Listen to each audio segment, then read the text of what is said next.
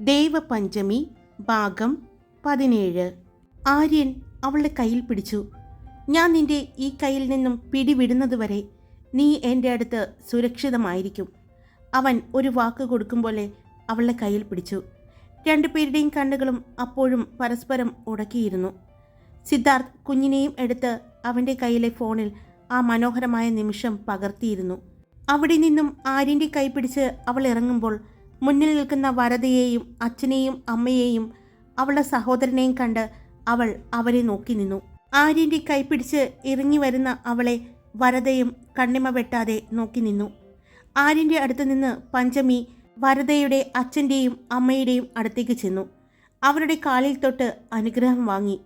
അവർ രണ്ടുപേരും നിറഞ്ഞ മനസ്സോടെ നിറഞ്ഞ കണ്ണുകളോടെ അവളുടെ തലയിൽ തൊട്ട് അനുഗ്രഹിച്ചു. വരദ അവളെ ചേർത്ത് പിടിച്ചു. അടുത്തു നിന്ന വിനയ് അവളെ നോക്കി ഒന്ന് ചിരിച്ചു.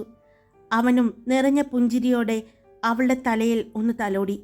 വിജയകുമാറിൻ്റെ ഭാര്യ വിദ്യാലക്ഷ്മി അവളുടെ കയ്യിൽ പിടിച്ചുകൊണ്ട് ആര്യൻ്റെ അടുത്തേക്ക് ചെന്നു. പിന്നെ വിജയകുമാറിനെ ഒന്ന് നോക്കിയതും അദ്ദേഹവും അടുത്തേക്ക് വന്നു. ഞാൻ പ്രസവിച്ചിട്ടില്ല എന്നേയുള്ളൂ. എൻ്റെ മോളെപ്പോലെ തന്നെ എനിക്ക് പ്രിയപ്പെട്ടതാണ് ഈ മോളും. അച്ഛനും അമ്മയും നഷ്ടപ്പെട്ടുവെങ്കിലും അമ്മയുടെയും അച്ഛൻ്റെയും സ്ഥാനത്ത് നിൽക്കാൻ എപ്പോഴും ഞങ്ങൾ രണ്ടുപേരും ശ്രമിച്ചിട്ടുണ്ട്. പക്ഷേ ഞങ്ങൾക്ക് ഒരുപാട് പരിമിതികൾ ഉണ്ടായിരുന്നു. എന്നാൽ ഇന്ന് ആ പരിമിതികൾ എല്ലാം മറികടന്ന് അവളുടെ ജീവിതത്തിലേക്ക് അവൾക്ക് മാത്രമായിട്ട് അവൾക്ക് സ്വന്തമെന്ന് പറയാൻ, സ്നേഹിച്ച് ചേർത്ത് പിടിക്കാൻ ഇനി നിങ്ങളെയുള്ളൂ. എനിക്കറിയാം എൻ്റെ ഭർത്താവിൻ്റെ ബോസാണ് നിങ്ങൾ. ഇന്ന് പക്ഷേ ഞാനത് മറന്ന് ഈ മകളുടെ അമ്മയായിട്ട് എൻ്റെ മകളുടെ ഭർത്താവായ നിങ്ങളോട് ഞാൻ പറയുകയാണ്. എന്തെങ്കിലും നിങ്ങൾക്ക് പഞ്ചമി ഭാരമായിട്ട്, നിങ്ങൾക്ക് ശല്യമായിട്ട് തോന്നിയാൽ ഒന്നും നോക്കണ്ട, ഞങ്ങളുടെ വീട്ടിലേക്ക് കൊണ്ടുവന്ന് ആക്കിക്കോളൂ. ഇപ്പോൾ ഞങ്ങൾക്ക് പെട്ടെന്ന് അങ്ങോട്ട് കൊണ്ടുപോകാൻ പറ്റില്ല. ഇപ്പോൾ അവൾക്ക് ചുറ്റും ഒരുപാട് പേരുണ്ട്. പക്ഷേ നിങ്ങളുടെ ഭാര്യ ആയതിനു ശേഷം അവളുടെ അടുത്തേക്ക് ആരും വരില്ല എന്ന് ഒരു ഉറപ്പ് എനിക്കുണ്ട്. അതുകൊണ്ടാണ് ഞാൻ പറഞ്ഞത്, നിങ്ങൾക്ക് ഇവിടെ ശല്യമായിട്ട് തോന്നിയാൽ മറ്റൊന്നും നോക്കണ്ട, ഞങ്ങളുടെ അടുത്തേക്ക് കൊണ്ടുവന്നാക്കിക്കൊള്ളൂ. വരദയുടെ അമ്മ പറഞ്ഞതും ആര്യവീർ കൈപിടിച്ചവരെ ഒന്നും പാതി വഴിയിൽ ആക്കിയിട്ടില്ല ഈ ആര്യൻ. പിന്നെ അങ്ങനെ ആക്കിയിട്ടുണ്ടെങ്കിൽ അത് എൻ്റെ കൂടെ, എൻ്റെ സംരക്ഷണം അർഹിക്കാത്തവരെ മാത്രമാണ്. അല്ലാത്തവരെ എന്നും കൂടെ ചേർത്ത് പിടിച്ചിട്ടുണ്ട് ഞാൻ. അതുകൊണ്ട് ഇവളെ ഞാനായിട്ട് എൻ്റെ ജീവിതത്തിൽ നിന്നും ഇറക്കി വിടുമെന്ന് കരുതണ്ട. ആര്യൻ പറഞ്ഞ ആ സമയം തന്നെ അമ്പലത്തിലെ മണി മുഴങ്ങി. അതോടൊപ്പം പഞ്ചമി അവൻ്റെ മുഖത്തേക്ക് നോക്കുകയും ചെയ്തു. ആ സമയം തന്നെയാണ് ആര്യനും അവളുടെ മുഖത്തേക്ക് നോക്കിയത്. ഇനി ഇവിടെ എന്തെങ്കിലും ചടങ്ങുകളുണ്ടോ? വരദയുടെ സഹോദരൻ ചോദിച്ചു. ഇല്ല, ഇനിയിപ്പോൾ രജിസ്റ്റർ ഓഫീസിലേക്ക് പോകാം. അവിടെ ചെന്ന് ഒപ്പിട്ട് കഴിഞ്ഞാൽ പിന്നെ ചടങ്ങുകളെല്ലാം കഴിഞ്ഞു, സിദ്ധാർത്ഥ് പറഞ്ഞു. ആര്യൻ്റെ കയ്യിലിരുന്ന മോള് കുറേ നേരമായിട്ട് പഞ്ചമിയുടെ അടുത്തേക്ക് പോകാൻ വേണ്ടി വാശി പിടിക്കുന്നത് പോലെ അങ്ങോട്ട് ചായുന്നത് കണ്ടതും ആര്യൻ പഞ്ചമിയെ നോക്കി. വരദയുടെ അമ്മയോട് സംസാരിച്ചുകൊണ്ട് നിൽക്കായിരുന്നു അവൾ. അവളുടെ അടുത്തേക്ക് നടന്നു. തൻ്റെ അടുത്ത് വന്ന് നിൽക്കുന്ന ആര്യനെ കണ്ടതും അവൾ നോക്കിയപ്പോഴാണ് കുഞ്ഞ് ചുണ്ടു പിളർത്തി കരയാൻ പോകുന്നത് കാണുന്നത്. പെട്ടെന്ന് തന്നെ അവൾ കുഞ്ഞിനെ വാങ്ങി. എന്തിനാ മാവി കരയുന്നേ? അവൾ ചോദിച്ചു. അപ്പോഴേക്കും കുഞ്ഞ് അവളുടെ തോളിലേക്ക് ചാഞ്ഞു. ഉറക്കത്തിൽ നിന്നും എടുത്തുകൊണ്ട് വന്നിട്ടായിരിക്കും മോളെ. ഉറക്കം മാറിയിട്ടുണ്ടാവില്ല, വരദയുടെ അമ്മ കുഞ്ഞിൻ്റെ തലയിൽ തലോടിക്കൊണ്ട് പറഞ്ഞു. അയ്യേ, സുന്ദരി പെൺകൊച്ചുങ്ങൾ കരയോ എന്നൊക്കെ ചോദിച്ചുകൊണ്ട് വരദ കുഞ്ഞിനെ കളിയാക്കിയും കയ്യിൽ ഉമ്മ വയ്ക്കുകയും എല്ലാം ചെയ്യുന്നുണ്ട്. കുഞ്ഞ് കണ്ണ് തുറന്ന് അവളെ നോക്കുന്നുണ്ട്. എന്നാൽ പഞ്ചമിയോട് യാതൊരു വാശിയും കാണിക്കാതെ അവളുടെ തോളിൽ തന്നെ കിടക്കുന്ന കുഞ്ഞിനെ ആര്യനും സിദ്ധാർത്ഥും നോക്കി. എന്നാൽ പിന്നെ രജിസ്റ്റർ ഓഫീസിലേക്ക് പോയാലോ നമുക്ക്? സിദ്ധാർത്ഥ് ചോദിച്ചതും എല്ലാവരും സമ്മതിച്ചു. ക്ഷേത്രത്തിലേക്ക് വന്നതുപോലെ തന്നെ ആര്യൻ ഡ്രൈവിംഗ് സീറ്റിലേക്ക് കയറി. പഞ്ചമിക്കായി സിദ്ധാർത്ഥ് കോ ഡ്രൈവിംഗ് സീറ്റ് തുറന്നു പിടിച്ചു. കുഞ്ഞിനെയും കൊണ്ട് പഞ്ചമി കോ ഡ്രൈവിംഗ് സീറ്റിലേക്ക് ഇരുന്നു. പുറകിലായി സിദ്ധാർത്ഥും ഇരുന്നു. അവരുടെ പുറകിലെ കാറിലായി വരദയും ഫാമിലിയും. 2 കാറുകളും ഒരുമിച്ചാണ് രജിസ്റ്റർ ഓഫീസിലേക്ക് ചെന്നത്. അവിടെ ചെന്നതും ആര്യൻ നേരത്തെ തന്നെ എല്ലാ കാര്യങ്ങളും വിളിച്ച് ഏർപ്പാടാക്കിയതുകൊണ്ട് തന്നെ പെട്ടെന്ന് തന്നെ അവിടുത്തെ കാര്യങ്ങളെല്ലാം കഴിഞ്ഞു. ആര്യ, സമയം ഒരുപാടായല്ലോ, ഒന്നും കഴിച്ചില്ലല്ലോ. കുഞ്ഞിനും വിശക്കുന്നുണ്ടാവും, നമുക്ക് ഭക്ഷണം കഴിച്ചാലോ? സിദ്ധാർത്ഥ് ചോദിച്ചതും ആര്യൻ വരദയുടെ ഫാമിലിയെ നോക്കി. എന്നാ നമുക്ക് ഭക്ഷണം കഴിക്കാം. ആര്യൻ പറഞ്ഞതും വിജയകുമാർ ഭാര്യയെ നോക്കി. അവർ എന്നാൽ പഞ്ചമിയാണ് നോക്കിയത്. അവളുടെ മുഖം കണ്ടതും കഴിക്കാമെന്ന് പറഞ്ഞു. അത് പറഞ്ഞപ്പോൾ അവളുടെ മുഖത്ത് സന്തോഷം തെളിയുന്നത് കണ്ടു. എന്നാൽ പിന്നെ നമുക്ക് നമ്മുടെ റെസ്റ്റോറൻറ്റിൽ തന്നെ പോയാലോ? സിദ്ധാർത്ഥ് ചോദിച്ചതും ആര്യൻ ഒരു മൂളലിൽ മറുപടി ഒതുക്കി. രജിസ്റ്റർ ഓഫീസിൽ നിന്നുള്ള യാത്രയിൽ പഞ്ചമിയും ആര്യനും കുഞ്ഞും മാത്രമായിരുന്നു ആ കാറിൽ. സിദ്ധാർത്ഥിൻ്റെ കാറ് അപ്പോഴേക്കും അവിടെ എത്തിയിരുന്നു. അവന് അത്യാവശ്യമായിട്ട് കോടതിയിൽ പോകേണ്ടതുകൊണ്ട് അവൻ്റെ കാറ് ഡ്രൈവർ കൊണ്ടുവന്നിരുന്നു. എന്നാലും ഒരുമിച്ച് ഭക്ഷണം കഴിച്ചിട്ട് പോകാമെന്ന് പറഞ്ഞതുകൊണ്ട് തന്നെ അവരെല്ലാവരും ആര്യവീറിൻ്റെ സിറ്റിയിലെ ഏറ്റവും വലിയ റെസ്റ്റോറൻ്റായ PK റെസ്റ്റോറൻറ്റിലേക്കാണ് പോയത്. ആര്യൻ്റെ കാറ് കണ്ടതും സെക്യൂരിറ്റി ഓടി വന്നു. കാറിൻ്റെ കീ അവരെ ഏൽപ്പിച്ചുകൊണ്ട് ആര്യൻ കോ ഡ്രൈവിംഗ് സീറ്റിലേക്ക് വന്നു. ഡോറ് തുറന്ന് കുഞ്ഞിനെ പഞ്ചമിയുടെ കയ്യിൽ നിന്ന് വാങ്ങി. പിന്നെ പഞ്ചമി ഇറങ്ങി. അപ്പോഴേക്കും സിദ്ധാർത്ഥിൻ്റെ കാറും വരദയുടെ ഫാമിലിയുടെ കാറും എത്തിയിരുന്നു. അവരൊരുമിച്ചാണ് റെസ്റ്റോറൻറ്റിൻ്റെ ഉള്ളിലേക്ക് കയറിയത്. അവർ റെസ്റ്റോറൻറ്റിൽ കയറിയപ്പോൾ തന്നെ മാനേജർ അടക്കം എല്ലാവരും ആര്യനെ കണ്ട് അടുത്ത് വന്നിരുന്നു. എന്നാൽ ആര്യൻ്റെ വേഷം കണ്ട് എല്ലാവരും പരസ്പരം നോക്കി. അവർക്കായി പ്രത്യേകം ക്രമീകരിച്ച മുറിയിലാണ് ഭക്ഷണം കഴിക്കാനിരുന്നത്. പഞ്ചമി അവൾക്കായിട്ട് ഇഡ്ഡലിയാണ് പറഞ്ഞത്. ദേവാ, നീ ഇഡ്ഡലി കഴിക്കാറില്ലല്ലോ, ഇന്നെന്തു പറ്റി? വരദ ചോദിച്ചതും പഞ്ചമി പെട്ടെന്ന് അടുത്തിരുന്ന ആര്യനെ നോക്കി. പിന്നെ അവൾ വരദയെ നോക്കി ഒന്ന് കണ്ണ് ചിമ്മി കാണിച്ചു. വരദയ്ക്ക് ഒന്നും മനസ്സിലായില്ലെങ്കിലും അവൾക്ക് മുന്നിൽ വന്ന ഭക്ഷണം കഴിക്കാൻ തുടങ്ങി. അപ്പോഴേക്കും പഞ്ചമിയുടെ മുന്നിലേക്ക് ഇഡ്ഡലി വന്നിരുന്നു. അവൾ കുഞ്ഞിനെ എടുത്ത് മടിയിലേക്ക് ഒന്നുകൂടി കയറ്റി ഇരുത്തിക്കൊണ്ട് ഇഡ്ഡലി നുള്ളിയെടുത്ത് അത് കൈകൊണ്ട് ഉടച്ച് കുഞ്ഞിൻ്റെ വായിലേക്ക് വച്ചു കൊടുത്തു. അപ്പോഴാണ് അവൾ എന്തുകൊണ്ടാണ് ഇഡ്ഡലി പറഞ്ഞതെന്ന് വരദയ്ക്ക് മനസ്സിലായത്. വരദ അമ്മയെ നോക്കി. ചെറിയൊരു പുഞ്ചിരിയോടെ പഞ്ചമിയെ നോക്കിയിരുന്ന് അവർ ഭക്ഷണം കഴിക്കുന്നുണ്ട്. അപ്പോഴാണ് ആര്യനും അവളെ നോക്കിയത്. വളരെ ശ്രദ്ധയോടെ കുഞ്ഞിൻ്റെ വായിലേക്ക് ഇഡ്ഡലി വെച്ച് കൊടുക്കുന്ന അവളെ അവൻ ശ്രദ്ധിച്ചു. അത് പാല് പറയാവോ? അവൾ ചോദിച്ചതും ആര്യൻ അപ്പോൾ തന്നെ പാലും പറഞ്ഞു. പാല് വന്നതും ആര്യൻ തന്നെ ഗ്ലാസ്സിലേക്ക് പകർന്ന് അത് ചൂടാറ്റി കുഞ്ഞിൻ്റെയും പഞ്ചമിയുടെയും അടുത്തേക്ക് നീക്കി വെച്ചു. ഇടത് കൈകൊണ്ട് കുഞ്ഞിനെ പിടിച്ച് വലത് കൈകൊണ്ട് കുഞ്ഞിന് ഭക്ഷണം കൊടുക്കുന്നത് കൊണ്ട് ആര്യൻ തന്നെയാണ് പതിയെ തിരിഞ്ഞിരുന്ന് കുഞ്ഞിൻ്റെ ചുണ്ടിലേക്ക് ചൂടാറിയ പാല് മുട്ടിച്ചു കൊടുത്തത്. അവർ രണ്ടുപേരും അച്ഛനും അമ്മയും ആയി മാറിക്കഴിഞ്ഞിരിക്കുന്നു എന്ന് കണ്ടിരിക്കുന്നവർക്ക് തോന്നി. അവൾ ഇഡ്ഡലി കൊടുക്കുന്നതനുസരിച്ച് ആര്യൻ കുഞ്ഞിൻ്റെ വായിലേക്ക് കുറേശ്ശെയായി പാലും കൊടുക്കുന്നുണ്ട്. കുഞ്ഞ് അത് കഴിക്കുന്നത് നോക്കി ബാക്കി എല്ലാവരും ഇരുന്ന് കഴിച്ചു.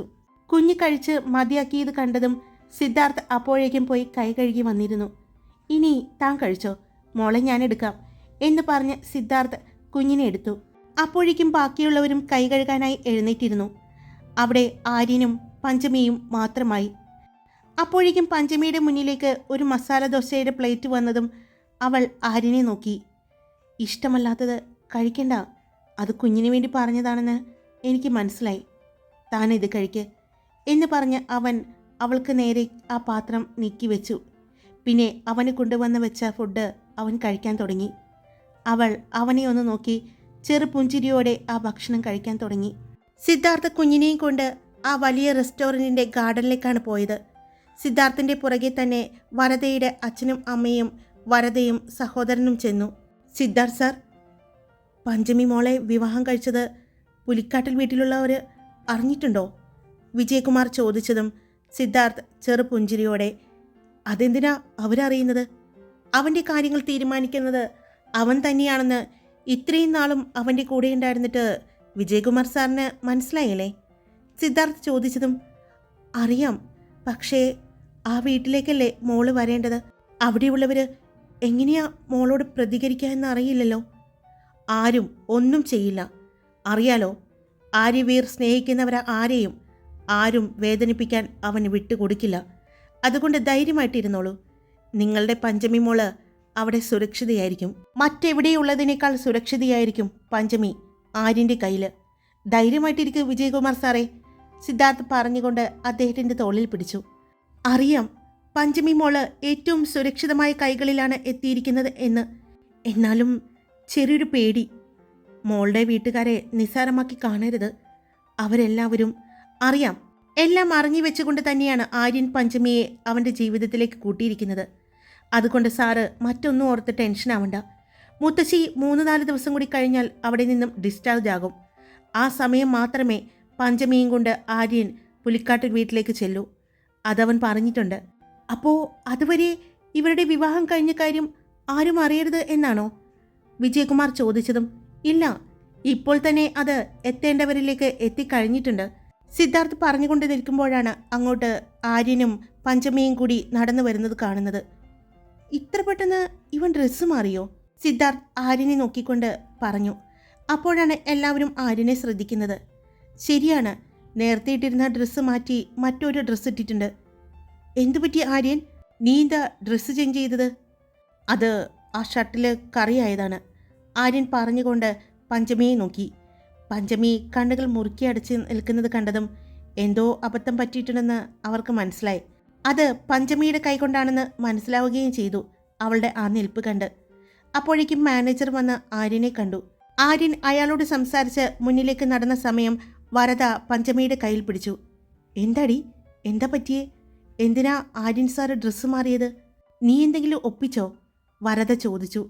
അത് പിന്നെ ഞാൻ കൈ കഴുകാൻ വാഷ്റൂമിലേക്ക് പോയപ്പോൾ താഴെ വെള്ളം ഉണ്ടായിരുന്നു. പെട്ടെന്ന് തെന്നി വീഴാൻ പോയപ്പോൾ ആര്യൻ സാറിൻ്റെ മേത്തേക്കാണ് വീണത്.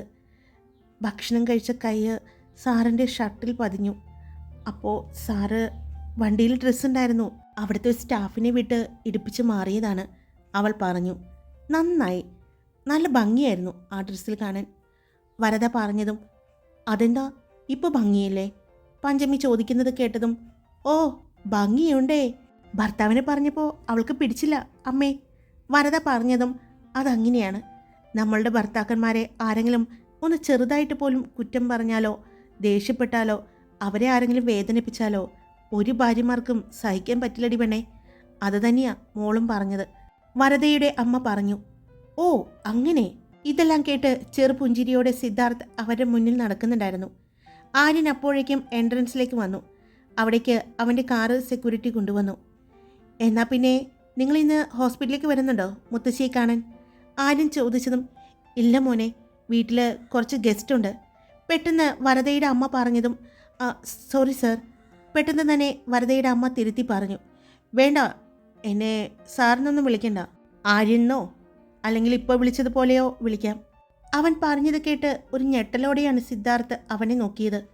അവൻ്റെ ചുണ്ടിൽ ചെറുപുഞ്ചിരി കണ്ടതും സിദ്ധാർത്ഥ് ഇവന് ഇങ്ങനെയൊക്കെ സംസാരിക്കാൻ അറിയോ എന്നാണ് ആ സമയം അവൻ ചിന്തിച്ചത്. പുറമേയുള്ള ആരോടും ചിരിച്ച് സംസാരിക്കുന്നത് കണ്ടിട്ടില്ല, എപ്പോഴും ഗൗരവമായിരിക്കും.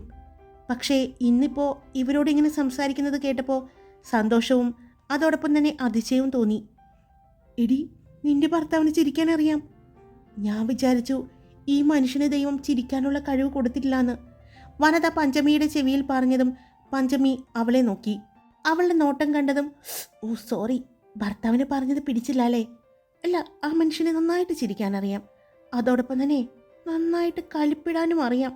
അതുകൂടി മോളൊന്ന് ഓർത്ത് വെക്കണം. വരദ പറഞ്ഞതും പഞ്ചമി ആര്യനെ നോക്കി. വരദയുടെ അച്ഛനോട് എന്തൊക്കെയോ ഗൗരവത്തിൽ സംസാരിച്ചുകൊണ്ട് നിൽക്കുന്ന ആര്യനെ കണ്ടു. മോളെ, അമ്മ പ്രത്യേകം പറയാണ്, നമ്മൾക്കൊന്നും ചിന്തിക്കാൻ പോലും പറ്റാത്തൊരു ഫാമിലിയിലേക്കാണ് മോള് പോകുന്നത്. ആര്യൻ സാറ് പറഞ്ഞത് വെച്ചിട്ടാണെങ്കിൽ എന്തായാലും ഉടനെ മോള് പോവില്ല. മുത്തശ്ശിയെ ഡിസ്ചാർജ് ചെയ്തിട്ട് പോകൂ എന്നല്ലേ പറഞ്ഞത്? അപ്പോൾ അതുവരെ ഹോസ്പിറ്റലായിരിക്കും. പക്ഷേ ഈ കാര്യങ്ങളെല്ലാം ഇപ്പോൾ തന്നെ എല്ലാവരും അറിഞ്ഞിട്ടുണ്ടെന്നല്ലേ പറയുന്നത്? അങ്ങനെയാണെങ്കിൽ എല്ലാവരും ഹോസ്പിറ്റലിലേക്ക് വരാൻ ഒരു ചാൻസ് ഉണ്ട്. അവരെല്ലാവരും ഈ വിവാഹകാര്യം അറിയുമ്പോൾ എങ്ങനെയാണ് പ്രതികരിക്കുക എന്നറിയില്ല. എന്നാലും മോള് സൂക്ഷിക്കണം, പേടിച്ച് പിന്നോട്ട് മാറി നിൽക്കരുത്. കാരണം നീ ഇപ്പോൾ പുലിക്കാട്ടിൽ ആര്യവീറിൻ്റെ ഭാര്യയാണ്. ആ ഒരു ധൈര്യവും ആ ഒരു ഓർമ്മയും എപ്പോഴും വേണം.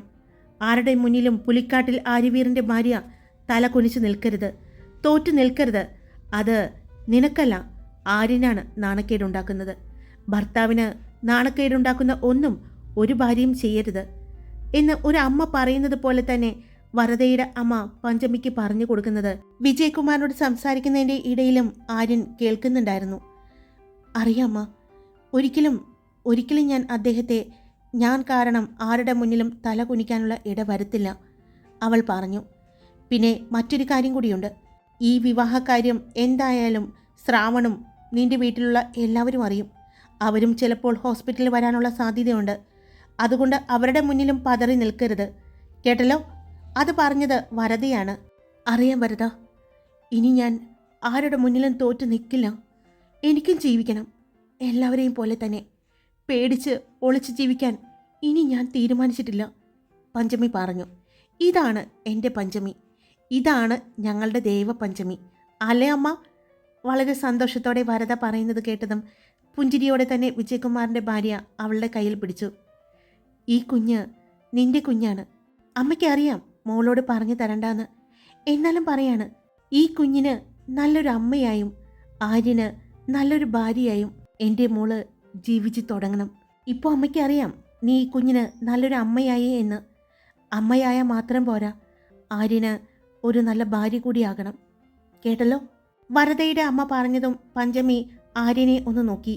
അവൻ ഇതൊന്നും കേൾക്കാത്തതുപോലെയാണ് സംസാരിക്കുന്നത് വിജയകുമാറിനോട്. എന്നാൽ അവൻ ഇത് കേൾക്കുന്നുണ്ടായിരുന്നു. എന്നാൽ പിന്നെ ഞങ്ങൾ പോയിക്കോട്ടെ, മുത്തശ്ശിയുടെ അടുത്തേക്ക് ചെല്ലണം. വിവാഹകാര്യം മുത്തശ്ശിക്ക് അറിയാം, അതുകൊണ്ട് കാത്തിരിക്കുന്നുണ്ടാവും. ആര്യൻ പറഞ്ഞുകൊണ്ട് കാറിൻ്റെ കോ ഡ്രൈവിംഗ് സീറ്റ് തുറന്നു കൊടുത്തു. കുഞ്ഞിനെ വാങ്ങി. പഞ്ചമി സീറ്റിലേക്ക് ഇരുന്നതിന് ശേഷം കുഞ്ഞിനെ അവളുടെ മടിയിലേക്ക് വെച്ച് കൊടുത്തുകൊണ്ട് അവനും ഡ്രൈവിംഗ് സീറ്റിലേക്ക് വന്നു. കാറ് നേരെ ചെന്നത് ഹോസ്പിറ്റലിലേക്കായിരുന്നു. അവരവിടെ എത്തുമ്പോൾ സമയം 11 മണിയോടടുത്തിരുന്നു. ഹോസ്പിറ്റലിൽ നല്ല തിരക്കുണ്ടായിരുന്നു. എൻട്രൻസിൽ നിർത്തിയ കാറിൽ നിന്നും ആര്യൻ ഇറങ്ങി പഞ്ചമിയുടെ കൈ പിടിച്ചുകൊണ്ട് നടന്ന് അകത്തേക്ക് പോകുമ്പോൾ എല്ലാവരും, ഹോസ്പിറ്റലിലുള്ള എല്ലാ സ്റ്റാഫുകളും ആര്യനെയും പഞ്ചമിയെയും ശ്രദ്ധിക്കുന്നുണ്ടായിരുന്നു. കുഞ്ഞ് പഞ്ചമിയുടെ തോളിൽ കിടന്ന് ഉറങ്ങിയിരുന്നു.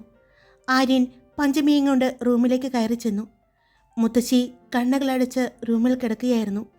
ആര്യനും പഞ്ചമിയും മുത്തശ്ശിക്ക് മുന്നിലായി വന്ന് നിന്നു. അപ്പോഴേക്കും മോളും ഉണർന്നിരുന്നു. മുത്തശ്ശിയെ ആര്യൻ വിളിച്ചു. കണ്ണു തുറന്ന മുത്തശ്ശി മുന്നിൽ നിൽക്കുന്ന ആര്യനെയും ദേവപഞ്ചമിയെയും കുഞ്ഞിനെയും കണ്ടപ്പോൾ അവരുടെ കണ്ണുകൾ വിടർന്നു. സന്തോഷം കൊണ്ട് ആ കണ്ണുകൾ ചെറുതായി നിറഞ്ഞു. ഹായ്, എല്ലാവരും സുഖമായിട്ടിരിക്കുന്നോ? ഞാൻ സുഖമായിട്ടിരിക്കുന്നു. അപ്പോൾ സ്റ്റോറി ഇട്ടിട്ടുണ്ട്. ഇഷ്ടപ്പെട്ടാൽ ലൈക്ക് ചെയ്യാനും നിങ്ങളുടെ അഭിപ്രായം കമൻറ്റ് ചെയ്യാനും സബ്സ്ക്രൈബ് ചെയ്യാതെ കേൾക്കുന്നവരുണ്ടെങ്കിൽ സബ്സ്ക്രൈബ് ചെയ്യാനും മറക്കല്ലേ. Love you all. It's me Karthika.